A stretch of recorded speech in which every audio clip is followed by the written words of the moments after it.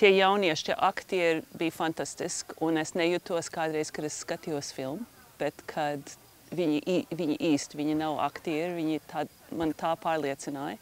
Un es esmu strādājis kā skolotāja vai ne augstskolā, ģimnāzijā, tā kā es viņus pazīstu. Man patika tēlošana, tā galvenā aktrise, viņa bija vienreizēja, un tās sejas izteiksmes, jo viss, kas notikās ļoti tuvu, tur nebija nekādi plašie skati, viss, kas bija tieši sejās, acīs, kustībās, ļoti iespaidīgi bija. Un es teiktu, ka šī filma pilnīgi pasaules mērogā, es nemazam nejūtu, es nevarētu saprast, no kurienes viņa taisīta. Tādā veidā es domāju, ka bija ļoti labi uzfilmēt, ļoti interesanti. Un arī dienām pēc tam faktiski es par to filmu domāju.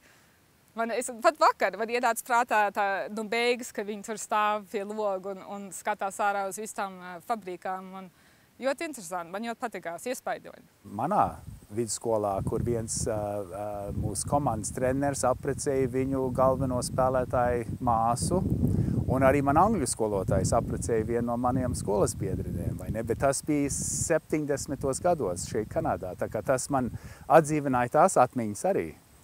Vispārīgi man filma patika, bet tas zēns, ar ko skolotāji iemīlās, likās tik nejauks un riebīgs tips, ka šķita, ka tai skolotājai jābūt pilnīgi idiotei, lai ir tādu cilvēku iemīlēties. Man likās ļoti moderna, bet varēja patikt, ka tā bija filmēta tā kā Latvijā. Jā. Nelikās, ka bija Ziemeļamerikā notikās. Bet man īpaši tas patika. Man patika redzēt tā kā Austrum Eiropas vietas filmās.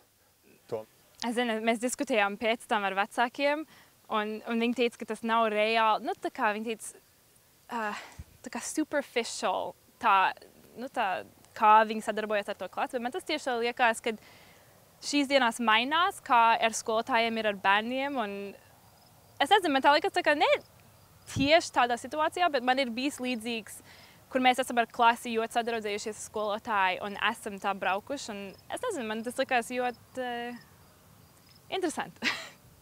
Es nākošā rītā jau meklēju, vai recenzija būs avīzē, un skatos avīzē ir aprakstīts "Teacher who had sex with student gets 20 months in jail".